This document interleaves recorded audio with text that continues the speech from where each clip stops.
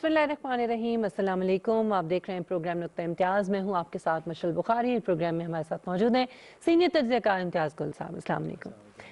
और नाज़रीन, आज प्रोग्राम में मैं आपको कहानी सुनाऊंगी कांवा की। और ये कांवा बेज़ुबान दुनिया का तन्हा तरीन और मजलूम तरीन हाथी है जो बदकिस्मती से पाकिस्तान आ गया और फिर इसके साथ जो सलूक किया गया, पाकिस्तान में चिड़ियाघर भी बन गए, पाकिस्तान में एक हाथी भी आ गया, लेकिन यहाँ पर चिड़ियाघर की इंतजामिया को ये मालूम नहीं है कि इन जानवरों के साथ, इन बेजुबान जानवरों के साथ सलूक क्या किया जाता है। ये पैदा हुआ था श्रीलंका में 1981 में, और इसको बतौर तोहफा उस वक्त जो है पाकिस्तान की हुकूमत के हवाले किया गया था श्रीलंका की जानिब से। इस्लामाबाद के चिड़ियाघर में इसे रखा गया और इसको जंजीरों में जकड़ दिया गया।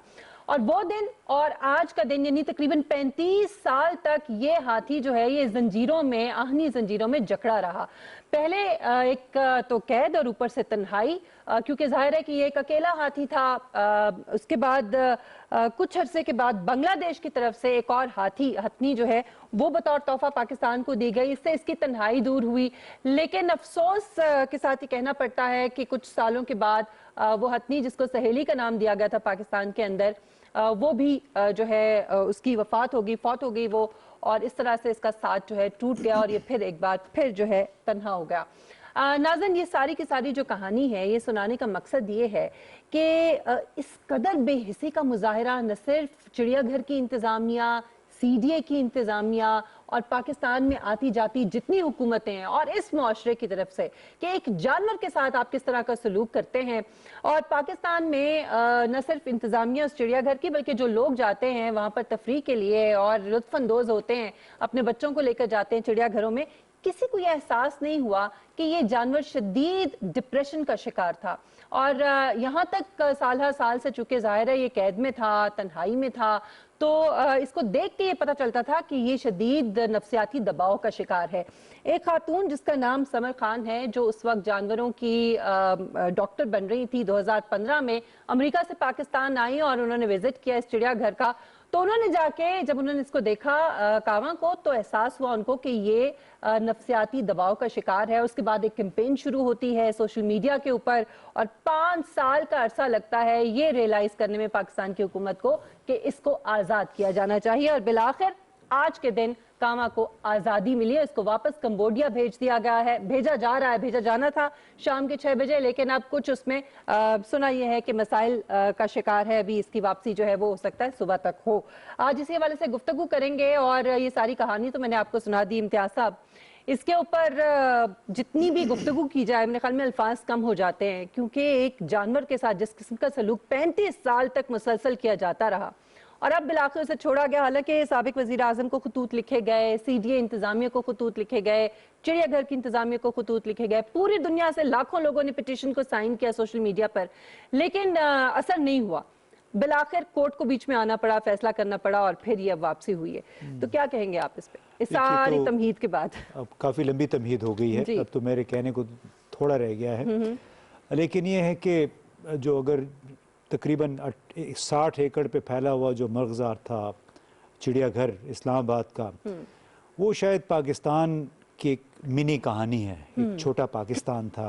अगर चिड़ियाघर को आप पाकिस्तान तस्वुर करें और वहाँ जो रखे गए जानवर थे उनको आवाम समझें आप, शहरी समझें, क्योंकि वहाँ पे जितने जानवर रखे गए थे वो बेहिसी में लिपटे हुए कुछ कवानीन और ज़वाबित के तहत ज़िंदगी बसर करने पे मजबूर थे कि जहाँ पे कॉन्क्रीट उनके घर बनाए गए, यानी जो उस वक्त अल्लाह भला करे उन हुकाम का जिन्होंने शेर के लिए, भालू यानी रीछ के लिए और कांवा के लिए और दूसरे जानवरों के लिए कॉन्क्रीट के घर बनाए।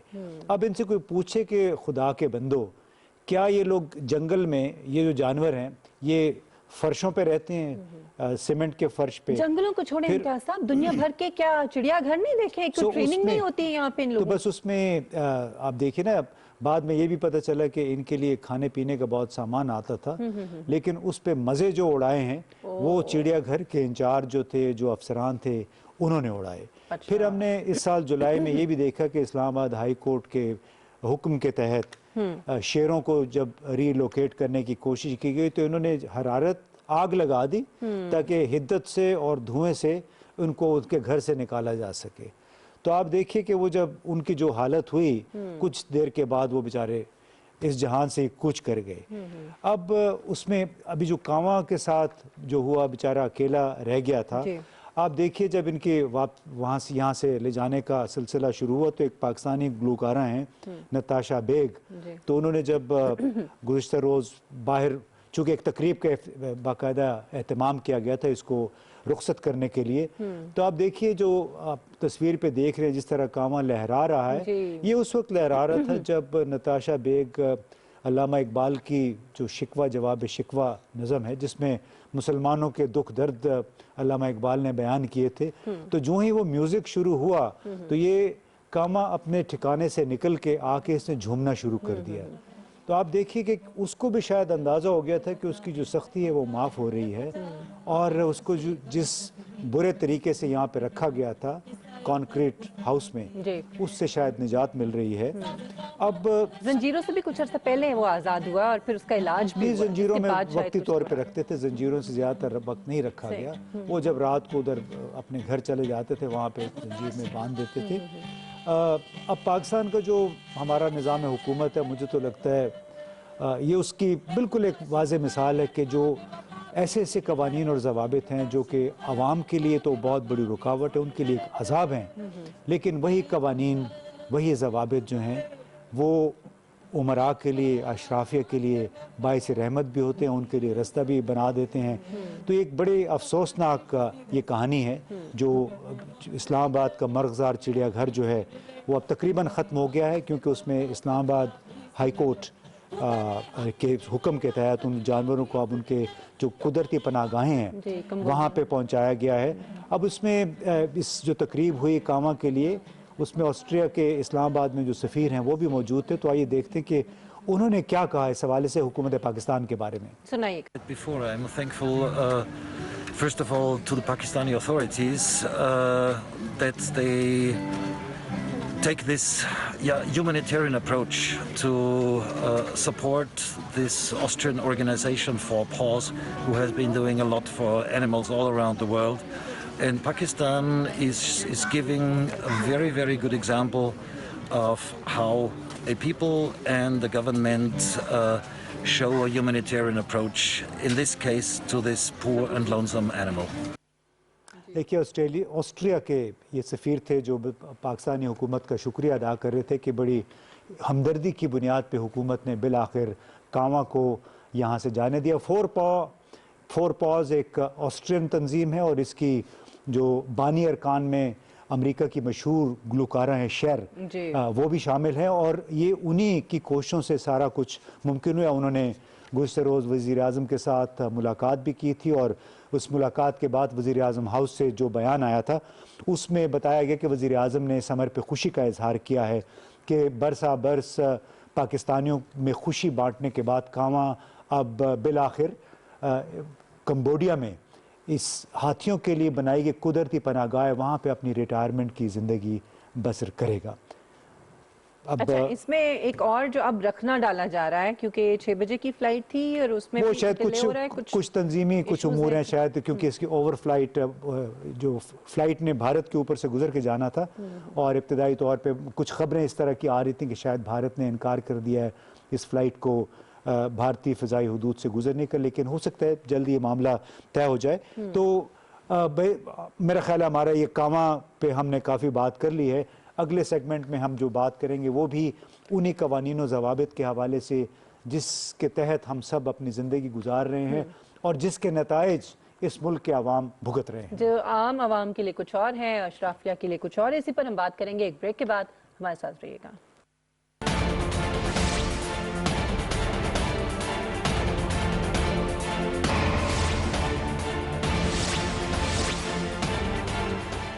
फौरी खबर हो, राय या तज्जिए, डिजिटल दुनिया में आपके साथ साथ पीटीवी न्यूज की सोशल मीडिया प्लेटफॉर्म्स पर बढ़ती मकबूलियत, टॉक शोज, खसूसी रिपोर्ट्स और आगाही के पैगामात की फौरी रसानी के लिए पेश पीटीवी न्यूज फेसबुक अकाउंट पर 30 लाख फॉलोअर्स मुकम्मल। हम पर एतमाद करने और जुड़े रहने पर आपका शुक्रिया। PTV न्यूज, दुरुस्त हर वक्त बर वक्त।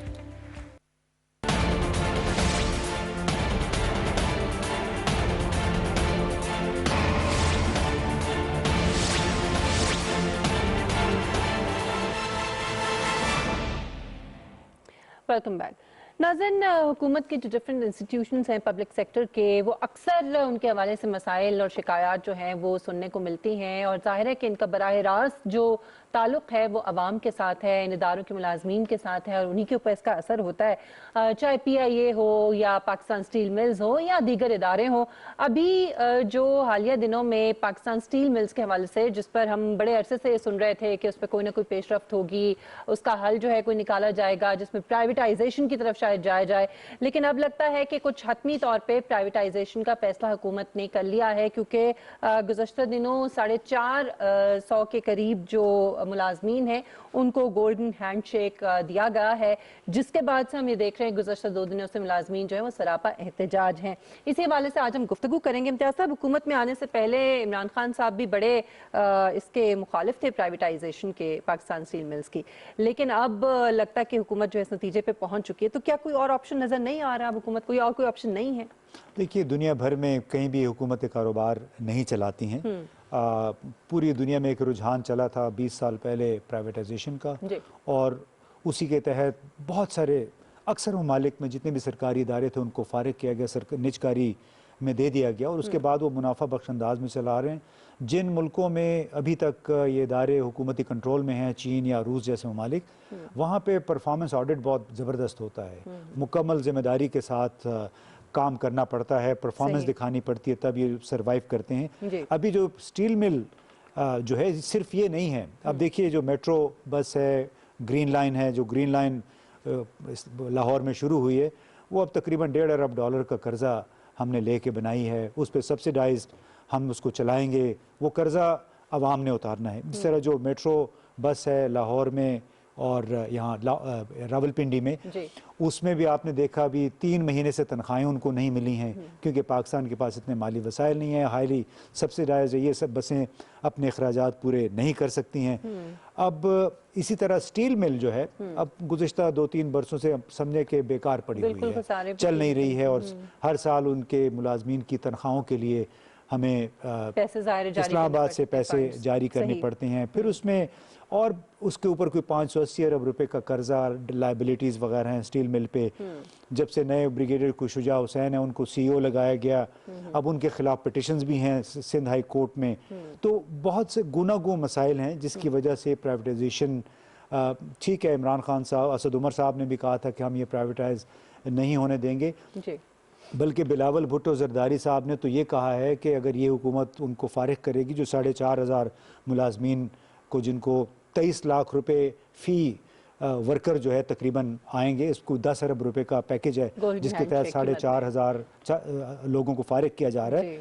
सो उसमें बिलावल भुट्टो साहब का कहना है कि हम इनको रिहायर करेंगे, इनको दोबारा मुलाजमत देंगे। ये पहले माजी में भी हो चुका है। इससे माजी में इंटेलिजेंस ब्यूरो में कोई 3,000 लोग थे, तो जब 2008 में पीपल्स पार्टी की हुकूमत आई तो उन्होंने इंटेलिजेंस ब्यूरो के और PIA के कोई 5,000 लोग थे जिनको जनरल परवेज मुशर्रफ ने 1999 में फारिग किया था। तो इन्होंने उन तमाम लोगों को दोबारा नौकरियां दी उस वक्त, और 8-10 अरब रुपए कम अज़ कम उस वक्त लगे थे। कई लोग दोबारा मुलाजमत में आ गए 10 साल के वक्फे के बाद, और कई लोग थे बाहर के मुल्कों में काम कर रहे थे, उनमें कायम अली शाह साहब की साहबजादी भी थी, वो आई 1 हफ्ते के लिए, अपना हिसाब किताब किया, 8 साल के पैसे लेके वापस वो अमेरिका चली गई।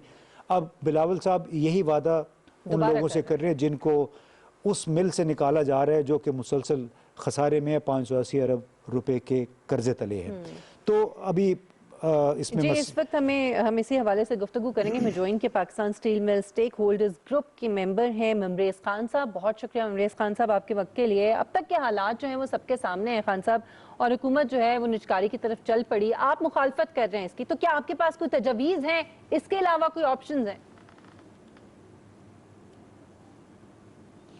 मैं PTV का बहुत शुक्रगुजार हूँ कि उन्होंने मौका दिया पाकिस्तान स्टील मिल का केस पेश करने के लिए। जी हेलो जी जी जी कहिए, आप बोलते रहें जी, आप अपना जवाब दीजिए। अब पाकिस्तान स्टील मिल, जी अच्छा, पाकिस्तान स्टील मिल का केस पेश करने के लिए हमारे पास तजावीज़ भी हैं और हमने ये तजावीज़ हुकूमत पाकिस्तान को दी हैं, पाकिस्तान स्टील मिल को, उनके बोर्ड ऑफ डायरेक्टर को, वजारत सनत व पैदावार को, senate standing committee, national assembly standing committee, मगर हमारी तजावीज़ पे किसी ने गौर नहीं किया।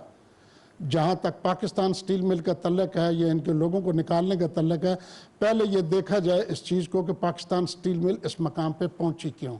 आज तक मीडिया के ऊपर पाकिस्तान स्टील मिल का हक़ाइक़ सही तरीके से पेश ही नहीं किए गए। इसके लिए मैं ये अर्ज़ करूँगा कि पाकिस्तान स्टील मिल को अगर देखा जाए तो अभी जो मौजूदा हालात है ये सिर्फ फेडरल गवर्नमेंट के इनडिसीजन की वजह से है।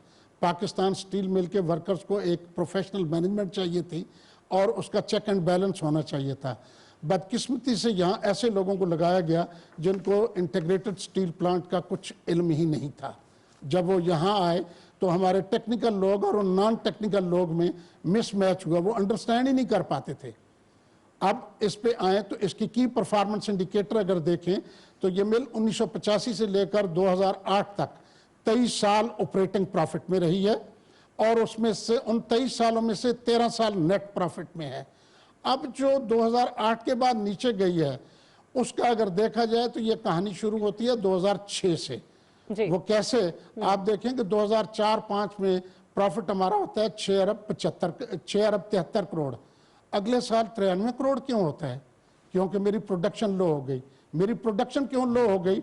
लोग एक स्टील मिल का नाम लेते हैं, स्टील मिल में 8 बड़े कारखाने हैं, 12 छोटे कारखाने हैं, ये 20 कारखाने मिलके एक स्टील मिल बनती है। वो स्टील मिल पे जो लोग बात कर रहे हैं, ये उसका फैसला उन्होंने गालबन कभी स्टील मिल देखी भी नहीं है। स्टील मिल में आज भी पोटेंशियल है, ये खड़ी हो सकती है, हमें सुने। और मैं इस वक्त अपनी जिम्मेदारी से ये बात कहता हूँ कि वज़ीर आज़म पाकिस्तान को सही हक़ाइक़ नहीं बताए गए स्टील मिल के मुतल्लिक़। जहाँ तक है स्टील मिल का जो 580 अरब इन्होंने इम्तियाज़ गुल साहब ने अभी 580 नहीं 300 अरब रुपए का खसारा है और 305 अरब रुपए की लाइबिलिटीज़ हैं, ये 605 अरब हैं। मगर आप देखें कि स्टील मिल क्या बता रही है, टर्मिनेशन लेटर में 212 अरब रुपए का खसारा है, जबकि ट्रांजैक्शन स्ट्रक्चर में बता रहे हैं कि जनाब बैलेंस शीट की लाइबिलिटी तो ये हैं और ऑफ बैलेंस शीट ये हैं। ठीक है, जहां तक इस चीज़ का तल्लक है फाइनेंशियल इनडिसिप्लिन है। ऑडिटेड अकाउंट अगर आप देखें पाकिस्तान स्टील मिल के जून 2019 तक तो पता लगता है कि 187-88 अरब के लॉसेस हैं। कौन सी फिगर सही है?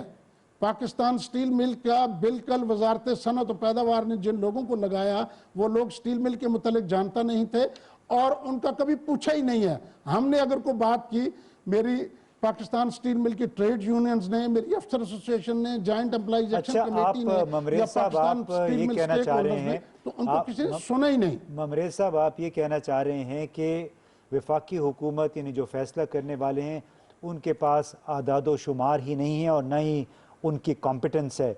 ये कोई बाहर का आदमी जब ये सुनता है तो उस पर यकीन नहीं कर पाता कि क्या जितना भी बोर्ड ऑफ डायरेक्टर्स है उसका और जो टॉप मैनेजमेंट है वो इतने ला इल्म या अपने सब्जेक्ट से ला इल्म किस तरह हो सकते हैं।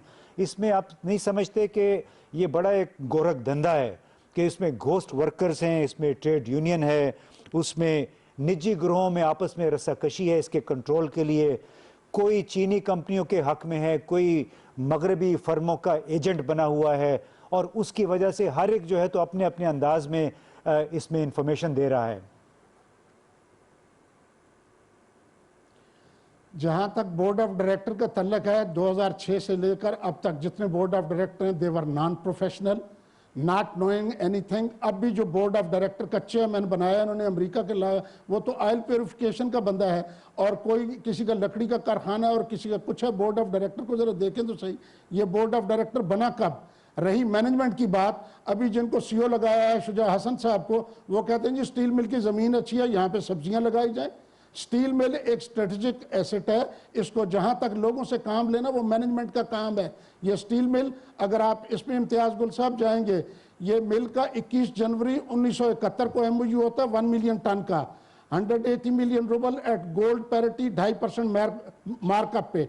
मगर जब मैं जाता हूँ डिज़ाइनर के पास तो वो कहता है जी सब इकनॉमिकल है 1 मिलियन की, आप इसे 2.2 मिलियन की लगाएं। मैं इससे मेरे वज़ीर आज़म उस वक्त के जुल्फ़कार अली भुट्टो साहब 1973 को इसका संग बुनियाद रखते हैं 22 लाख टन का। अच्छा चलिए, ये तो देखे तारीख 13 अरब रुपया। ममरेज़ साहब 1985 तक मैं 25 अरब रुपया खर्च कर देता हूँ, मेरी मिल मुकम्मल नहीं होती। जी जी ये सब इकनॉमिकल मिल अगर प्रॉफिट कमा सकती है तो अगर ये इकनॉमिकल होती 22 लाख टन की तो आज मुल्क का ज़र मुबादला भी बचा होता। वर्कर को इल्ज़ाम देना गलत है, वर्कर से काम लेना मैनेजमेंट का काम है, मैनेजमेंट लगाना हुकूमत का काम है। आज भी अगर हुकूमत चाहती है हम इनकी मदद करते हैं, पैसे नहीं है, पैसे इन्वेस्टर मौजूद अच्छा, देखिए, है, मगर ममरेज़ ऐसी साहब, मैनेजमेंट तो हो जिसके ऊपर बिजनेस। ममरेज़ साहब, आप ये अगर काइंडली मेरी ये बात सुनिए कि चाहे वो स्टील मिल है, चाहे पाकिस्तान रेलवे है, चाहे PIA है, उसमें हुकूमत मौजूदा जो गवर्नेंस का निज़ाम है उसके तहत मुनाफा बख्श अंदाज में इन इदारों का चलना तकरीबन नामुमकिन हो गया है। सरकारी मुदाखलत इतनी ज़्यादा होती है तो उसमें मैं दुनिया भर की मिसालें हमारे सामने हैं निजकारी के सिवाय इसका, क्योंकि आपके ज़मीन का झगड़ा है सिंध की हुकूमत और स्टील मिल के दरमियान जो कि एक वफाकी इदारा है, फिर कुछ ज़मीनें उसकी बिक चुकी हैं और वो इदारा स्ट्रेटेजिक किस उसकी हैसियत क्या है स्ट्रेटेजिक की, अगर वो हर साल 20-25 अरब रुपए वर्कर्स की तनख्वाहों में और कर्ज, बल्कि कर्जे तो वापस ही नहीं हो रहे, वर्कर्स की तनख्वाहें ही नहीं पूरी हो पा रही हैं, उसमें स्ट्रेटेजिक क्या रह गया है? स्ट्रेटेजिक ये रह गया है, ये इंजीनियरिंग इंडस्ट्री की माँ है, कंस्ट्रक्शन इंडस्ट्री की, इसके बगैर चल नहीं सकती। ये मुल्क का प्राइवेट सेक्टर की मुनाफली होती है, प्राइवेट सेक्टर इतना ही एफिशिएंट है तो लगाता क्यों नहीं। स्टील मिल तो टोटल 7-8% कंट्रीब्यूटर थी। खराबी स्टील मिल की वजह से, ये स्टील मिल के मुलाजमीन की वजह से नहीं है, वफाकी हुकूमत वजारत सनत व पैदावार और इम्पोर्ट टैरिफ। जब आप ऐसा इम्पोर्ट टैरिफ बनाएंगे कि इम्पोर्टर का माल सस्ता हो, आज भी 5 कंपनियां हैं जो साल से में 40 से 50 अरब रुपए का जो बेनिफिट ले रहे हैं। एक प्रोडक्ट है हार्ड रोल्ड प्रोडक्ट जो पाकिस्तान में बनती नहीं है, उन 5 कंपनियों को प्रोटेक्शन देने के लिए RD और कमर्शियल इंपोर्टर के लिए मतलब एक उन्होंने और इंडस्ट्री के लिए जो है मसाइल पैदा किए हैं। मैं वज़ीर आज़म पाकिस्तान से अपील करता हूँ आप अपनी इकनॉमिक मिनिस्ट्रीज को बिठाएं, हमारी प्रेजेंटेशन ये दें, हम आपको बताते हैं खराबी कहाँ। आपकी परफॉर्मेंस इंडिकेटर्स में जाएं, पाकिस्तान स्टील मिल के वर्कर से काम लेने वाले होने चाहिए। ये लोग कहते थे 93-94 में लेफ्टिनेंट जनरल सबी कमर जमान था, मैंने 95% अटेनमेंट ली। जब जनरल कयूम साहब यहाँ के चेयरमैन थे 6 अरब 73 करोड़ रुपए का प्रॉफिट दिया। यही वर्कर काम करता था, वर्कर से काम लेना, ये इल्जाम देना दूसरे सर्विसेज डिपार्टमेंट है, ये सर्विसेज डिपार्टमेंट नहीं है। यानी आप ये कह रहे हैं कि आपके पास तजवीज़ भी हैं, आपके पास हल भी है, आप चाहते हैं कि प्रेजेंटेशन दी जाए हुकूमत को, वज़ीर आज़म पाकिस्तान को, और इसका कोई और हल निकाला जाए। गुफ्तगू तो बहरहाल होनी चाहिए, इसमें कोई हर्ज नहीं। बहुत शुक्रिया ममरेज़ खान साहब आपके वक्त के लिए। इम्तियाज़ साहब वो ये कह रहे हैं कि जी वज़ीर आज़म तक तो हकाइक पहुँचाए नहीं जाते, उन तक तमाम चीज़ें जो है इस तरह से नहीं पहुँचाई जाती जिसकी वजह से अब ये फैसला हो रहा है। तो आप समझते हैं इतने इंपॉर्टेंट इशूज़ के ऊपर उनको पता ना हो या उनको ब्रीफिंग न दी गई हो? उसमें देखिए जो अफसरशाही है वो गड़बड़ तो करती है आदाद शुमार में, और ये न सिर्फ स्टील मिल का है बल्कि बहुत सारे इदारों का ऐसे ही है, ताकि जो क्योंकि टॉप का बंदा वज़ीर आज़म हो या वज़ीर आला हो वो हर चीज़ को तो अंदर से जाके नहीं देख सकता है, वो तो उन्हीं आदाद शुमार की मदद से फ़ैसला करते हैं जो उनके सामने रखे जाते हैं। तो थोड़ा बहुत गुमराह कुन अंदाज में जो बैलेंस शीट है वो ज़रूर पेश की जाती है और उसी की वजह से फिर मसाइल भी पैदा होते हैं। इनका अपना नुक्ता नज़र है, बिल्कुल इसमें हर्ज तो नहीं है, अगर प्रेजेंटेशन देना बिल्कुल प्रेजेंटेशन अगर दें तो हुकूमत को चाहिए कि जितना भी स्टेक होल्डर्स ग्रुप है उनको दे। लेकिन बहरहाल अब लगता ही है कि एक फ़ैसला हो चुका है, उसमें अब किस किस का मफाद मुलविस है मुझे नहीं मालूम, हम यहाँ कह भी नहीं सकते। लेकिन जो बात मैंने की वो ये कि बुनियादी तौर पे एक बात है कि यहाँ पे बहुत सारे इस वक्त शराकतदार हैं, हर एक अपने अपने ग्रोह के लिए जोर लगा रहा है। कोई चीनी कंपनियों के लिए और कोई मगरबी कंपनियों के लिए, कोई रूसी कंपनियों के लिए। ये एक बहुत सख्त मुतनाज़ा इस वक्त बन गया है और इस वजह से कि इसमें ये तो कह रहे हैं कि वर्कर्स का कसूर नहीं है, लेकिन इसमें वर्कर्स का कसूर था कि कई हज़ार घोस्ट वर्कर्स भी थे इसमें, उस बात का कोई जिक्र नहीं करता है। तो मैं नहीं समझता कि निजकारी से हमारी जो 7-8 बड़े मसाइल हैं स्टील मिल के साथ जुड़े हुए वो हल हो पाएंगे। और इतने अरसे में अगर एक नतीजे पे पहुंच रही है हुकूमत, तो मेरे ख्याल में उसमें उनको फैसिलिटेट करना चाहिए, उनका साथ देना चाहिए, लेकिन गुफ्तगू में भी कोई हर्ज नहीं है। देखते हैं कि इस मामले पे आगे क्या होता है। नाज़रीन, एक ब्रेक लेते हैं, ब्रेक के बाद वापस आएंगे, एक और बहुत ही अहम मसले और इशू के हवाले से बात करेंगे। हमारे साथ रहिएगा।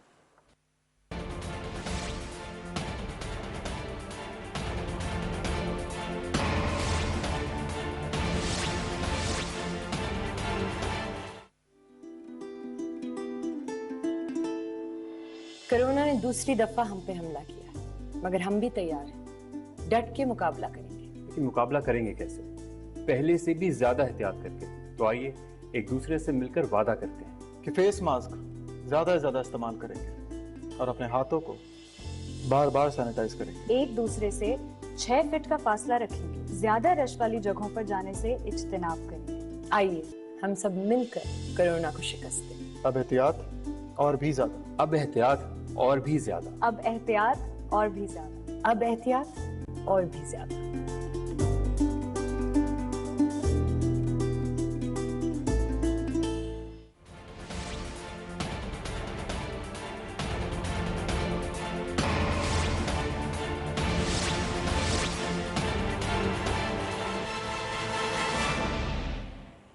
Welcome back.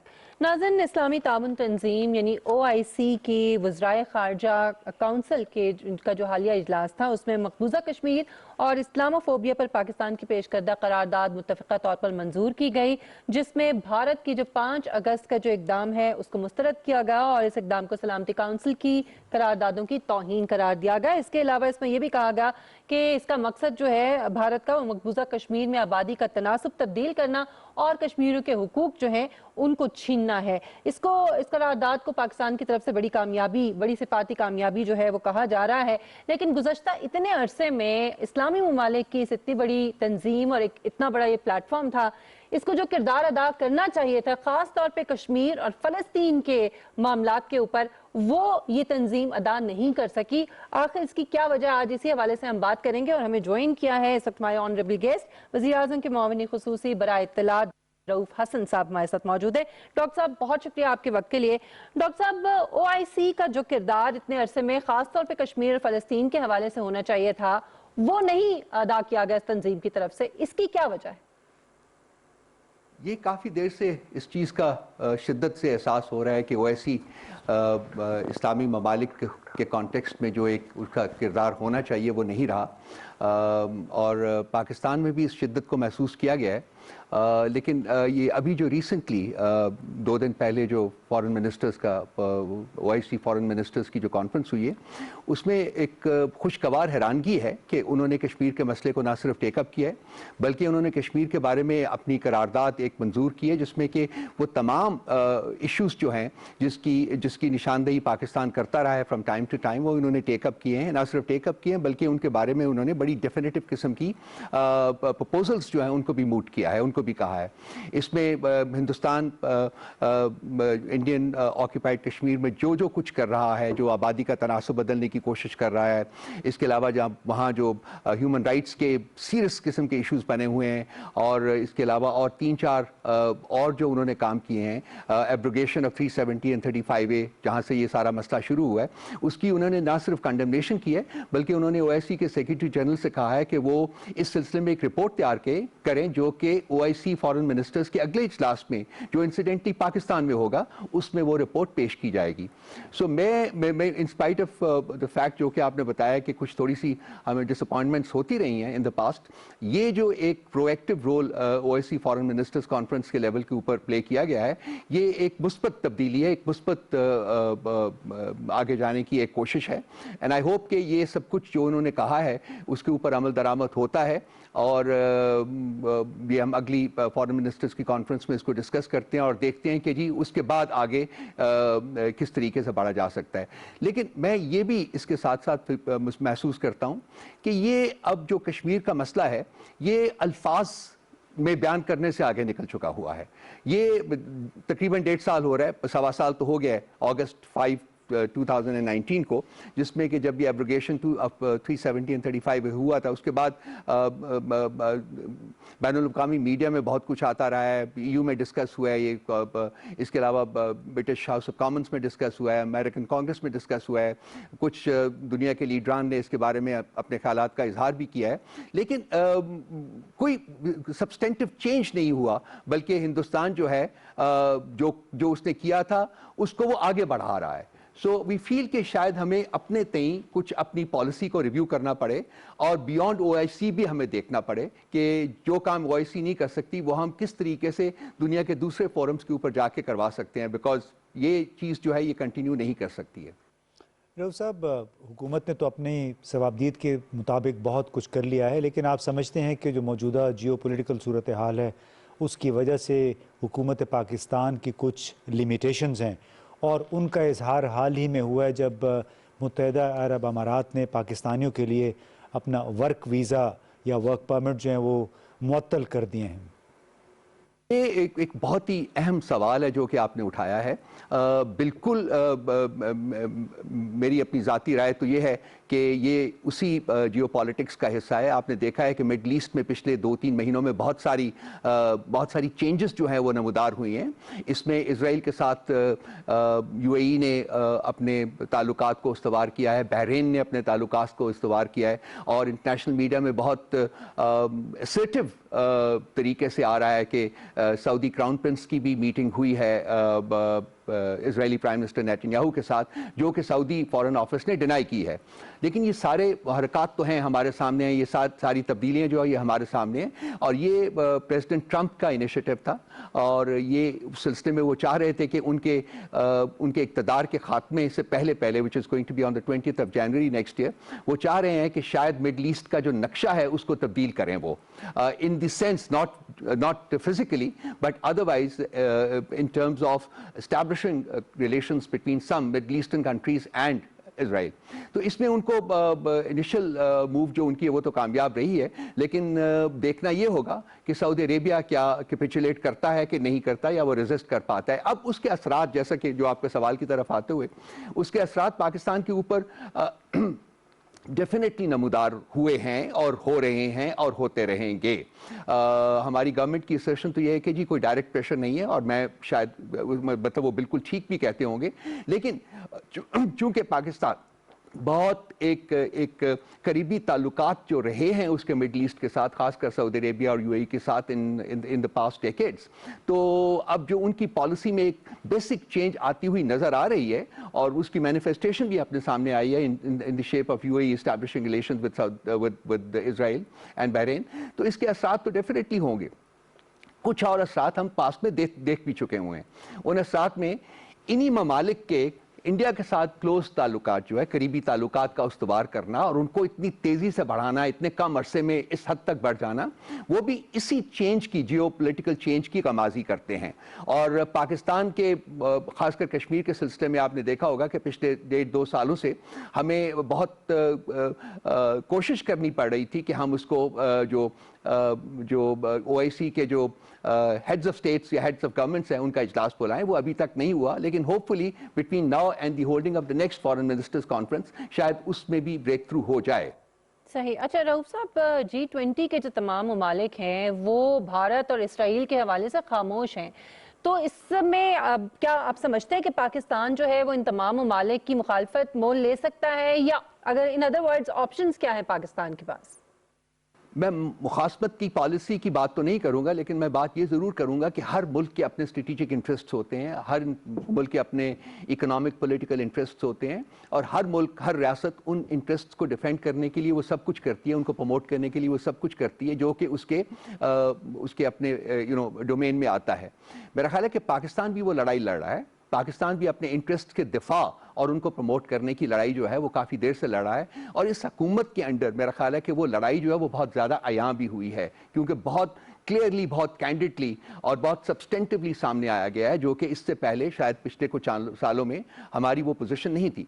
तो ये एक बहुत अच्छी इंडिकेशन है कि आज पाकिस्तान की क़यादत को पाकिस्तान की रियासत के इंटरेस्ट्स की रियलाइजेशन है, और उसमें इतनी कमिटमेंट है, उनमें इतनी डेडिकेशन है, उतनी क्लैरिटी है कि वो उन इंटरेस्ट्स को आगे بڑھانے کی کوشش کر رہے ہیں. اب یہ ایک ڈفرینٹ ڈسکشن آ جائے گی امتیاز صاحب کہ اگر اس میں ہم دیکھیں کہ ان انٹرسٹ کو آگے بڑھانے میں ان کو کیا کیا مشکلات پیش آئی ہیں, آ رہی ہیں, اور مستقبل میں اس کانٹیکس میں جو کہ آپ نے ذکر کیا جیو پولیٹیکل انٹرسٹ اور چینجنگ سینڈز اور shifting sends in the middle asset, اس میں کس طریقے سے یہ زیادہ گمبھیر ہو سکتی ہیں. تو یہ مسائل تو آئیں گے, لیکن یہی وہ وقت ہوتے ہیں جب کہ ریاستیں جو ہیں وہ بنتی ہیں.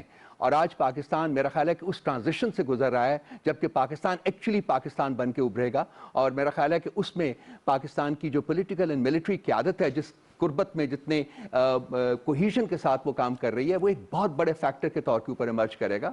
اور میرا خیال ہے کہ پاکستان ان مشکلات کا کامیابی سے سامنا کرنے اور ان کو عبور کرنے میں کامیاب ہوگا. جی, پر امیدی تو بہت اچھی ہے رؤف صاحب, لیکن کیا آپ سمجھتے ہیں کہ پاکستان اندرونی طور پہ اور سیاسی طور پہ اتنا متحد ہے کہ جو بیرونی فرنٹ پہ ہمیں مسائل کا سامنا ہے ان کا سامنا کر سکے؟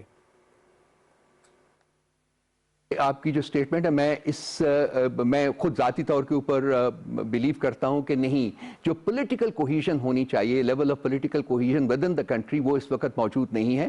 اور اس کی سب سے بڑی وجہ یہ ہے کہ جو بازی کی حکومتیں رہی ہیں وہ انفارچونیٹلی اس وقت ریاست کے انٹرسٹ یا ریاست کے عوام کے انٹرسٹ کے بارے میں سوچنے کی بجائے اپنے ذاتی مفاد کو ترجیح دے رہی ہیں, اور وہ اس کی لڑائی لڑ رہی ہیں. یہ سب کچھ جو اس وقت ملک میں ہو رہا ہے, یہ کسی اصول کے تحت نہیں ہو رہا, بلکہ یہ اس لوٹ مار کے دفاع کے لیے اور اس لوٹ مار کو بچانے کے لیے یہ سب کچھ کیا جا رہا ہے, جو کہ پچھلے دہائیوں میں جس کا بہت یہ ملک جو ہے وہ شدت سے اس کا بوجھ برداشت کر چکا ہوا ہے.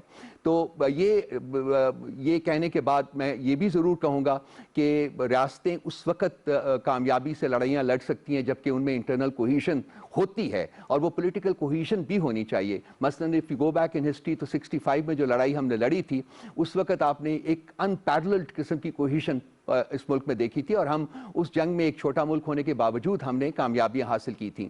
اس کے بعد سے unfortunately because of this new brand of leadership that emerged in the country, Pakistan میں وہ لیول آف انٹرنل کوہیشن نظر نہیں آئی, اور آج پاکستان جس دوراہے کے اوپر کھڑا ہے وہاں اس چیز کی شدت سے ضرورت محسوس کی جا رہی ہے. لیکن میں یہ بھی کہوں گا کہ حکومت کی کوشش کرنے کے باوجود کہ وہ اپوزیشن کے ساتھ ڈائلاگ کرے, اپوزیشن اس موڈ میں نہیں لگتی جب تک کہ ان کو سرٹن گارنٹیز پرووائڈ نہ کی جائیں in the sense of giving a kind of NRO or relief to them, جو کہ حکومت اس کے لیے تیار نہیں ہے, اور حکومت کو تیار ہونا بھی نہیں چاہیے, کیونکہ جو اگر کوئی غلط کام کیے گئے ہیں تو ان کو ریکٹیفائی کرنا بھی حکومت وقت کا کام ہوتا ہے, جس میں کہ یہ حکومت بہت شدت سے اور بہت محنت سے کام کر رہی ہے, اور جو ہونا چاہیے. باہر سب کچھ کہنے کے بعد بھی میں یہ ضرور کہنا چاہوں گا کہ ضرورت ہے ہمیں پولیٹیکل کوہیشن کی, اور اس کے لیے جو بھی کوشش ہو سکے وہ کی جانی چاہیے. بہت شکریہ رؤف حسن صاحب آپ کے وقت کے لیے. اور بڑا ضروری ہے کہ انٹرنلی اسٹرینتھن کیا جائے اپنے ملک کو, بجائے اس کے کہ ہم باہر کی طرف دیکھتے ہیں, لیکن اندرونی طور پہ اگر ہم کمزور ہوں گے تو ظاہر ہے اس کمزوری سے فائدہ اٹھایا جائے گا.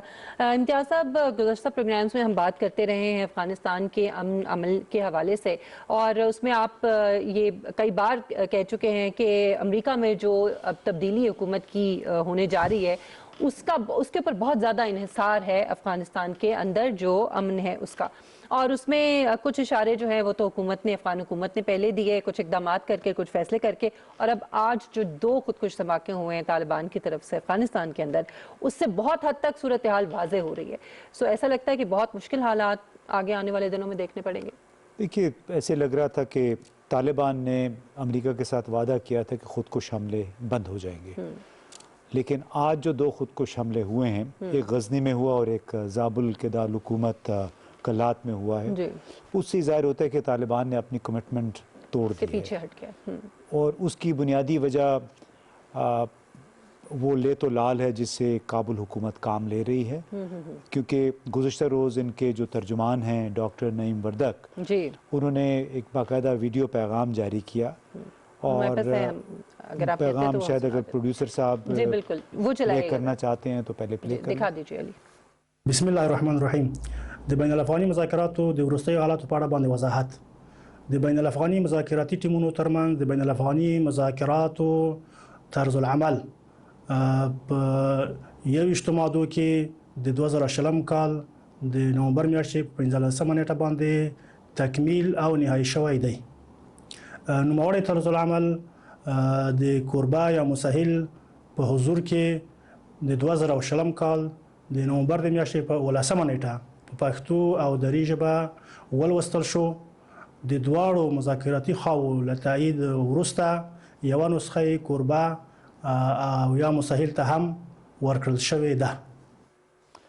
اب دیکھیے اس میں بڑی تشویشناک بات یہ کہ یہ گزشتہ روز انہوں نے دوحہ سے اپنا یہ پیغام جاری کیا. اس میں بنیادی طور پہ یہ کہہ رہے تھے کہ بین الافغان مذاکرات کے لیے جو 21 نکات پر مشتمل طریقہ کار 15 نومبر کو فائنل کر لیا گیا تھا. اس کی کاپی پشتو میں بھی اور دری میں بھی اور غالباً اس کے ترجمہ انگریزی میں بھی انہوں نے قطر کی حکومت کو بھی فراہم کر دیا کیونکہ وہ میزبان حکومت ہے. اور طالبان ذرائع کے مطابق اگلا قدم اس کا باقاعدہ اعلان ہونا تھا مگر کابل حکام نے اگلے ہی روز کسی بھی اتفاق رائے کی تردید کر دی. طالبان ذرائع کا یہ کہنا ہے کہ امریکہ اور طالبان جو معاہدہ تھا 29 فروری کو اس کو بنیاد تسلیم کرنے، اس پروسیس کے لیے اقوام متحدہ کی حمایت، افغان عوام کی حمایت اور فریقین کی معاہدے پر پابندی جو تھے، ان جیسے امور تھے ان پہ باقاعدہ اتفاق رائے ہو گیا تھا. مگر ایسا لگتا ہے کہ صدر اشرف غنی اور ان کی جو باقی ٹیم ہے وہ غالباً ابھی بھی اس امید میں ہے کہ نئے امریکی صدر جو بائیڈن اس تمام عمل کو شاید ریورس کر دیں گے جو کہ صدر ٹرمپ نے جاری کیا تھا اور جس کے تحت 15 جنوری تک افغانستان سے مزید افواج نکلیں گی اور اس کے بعد کوئی 2500 کے قریب فوجی رہ جائیں گے. اب تشویش کی بات یہ ہے کہ واشنگٹن پوسٹ نے خبر دی ہے کہ ایک تو جولائی میں کوئی 5 فوجی اڈے تھے افغانستان کے اندر جو کہ امریکہ نے خالی کر دیے تھے. اس میں اروزگان، ہلمند، پکتیکا اور لغمان شامل تھے. اس کے علاوہ جو ہیں کوئی پکتیا میں، کندوز میں اور ننگرہار، بلخ اور فاریاب میں بھی جو واشنگٹن پوسٹ کے مطابق اڈے خالی کیے جا چکے ہیں. اب ان اڈوں کو دوبارہ ان پہ قبضہ کرنا، ان کو فعال بنانا کوئی آسان کام نہیں ہوگا. اب اس کا نتیجہ کیا ہوا ہے کہ ایک طرف افغان طالبان فرسٹریٹ ہو رہے ہیں کہ اتنی ساری انہوں نے کنسیشنز دینے کے باوجود جو راہ ہموار کی تھی مذاکرات کے لیے اس کی نفی ہو رہی ہے کابل سے، اور ان کو اب یہ لگ رہا ہے کہ شاید کابل والے صدر اشرف غنی یہ نہیں چاہتے ہیں ان کے ساتھ مذاکرات. ابھی بھی کابل میں ایک ایسی لابی ہے حکومت کے اندر جس کا یہ خیال ہے کہ ان دہشت گردوں کے ساتھ ہمیں مذاکرات نہیں کرنے چاہیے، یعنی طالبان کو وہ اب بھی دہشت گرد قرار دے رہے ہیں. اپنی گورنمنٹ کو بھی تو سیکیور کرنا ہے نا انہوں نے. جی وہ بالکل اپنی حکومت سیکیور کرنا چاہتے ہیں، لیکن سوال یہ ہے کہ جب 1,05,000 افواج موجود تھی، غیر ملوث حکومت سیکیور نہیں ہوئی تو 2,500 امریکی افواج کے ساتھ وہ کیسے اپنی حکومت بچا سکیں گے. لیکن یہ بھی ذہن میں ہمیں رکھنا چاہیے کہ وہ تو لابی ایک طرف ہے، دوسری طرف ڈاکٹر عبداللہ جو کہ امن پروسیس کے انچارج ہیں اور ان کے بہت سارے اور ہم خیال لوگ ہیں، ان کی خواہش ہے کہ طالبان کے ساتھ مذاکرات کو آگے بڑھایا جائے، اس لیے کہ ان کے نزدیک اسی میں افغانستان اور افغانستان کے عوام کی بقا ہے. 40 تقریباً برس ہو گئے ہیں خانہ جنگی کا سلسلہ جاری ہے، تو ابھی آثار کچھ اچھے نہیں ہیں کیونکہ ایک طرف اگلے چند ہفتوں میں صرف تقریباً 2,500 امریکی افواج رہ جائیں گی. ان کے پاس ایئر پاور تو ہوگی، لیکن جو آج حملے ہوئے ہیں اس سے یہ ظاہر ہوتا ہے کہ ہو سکتا ہے طالبان اب ملک گیر حملوں کی تیاری کر رہے ہوں اگر یہ مذاکراتی عمل آگے نہ بڑھا تو. اور یہ بہت ہی خطرناک صورتحال ہوگی کیونکہ ظاہر ہے اس میں پاکستان کی جو امن مذاکرات کو شروع کرنے میں جو کوششیں ہیں اور پاکستان کا جو امن ہے وہ بھی مشروط ہے افغانستان میں امن قائم ہونے سے. سو یہ پاکستان کے لیے بھی بڑا لمحہ فکری ہے. ہم امید کرتے ہیں کہ یہ صورتحال جو ہے یہ مزید خرابی کی طرف نہ جائے. پروگرام کا وقت یہاں پہ ختم ہوتا ہے. مشل بخاری اور امتیاز گل صاحب کو اجازت دیجیے. انشاءاللہ نیکسٹ ویک آپ سے ملاقات ہوگی. اپنا خیال رکھیے گا. اللہ حافظ.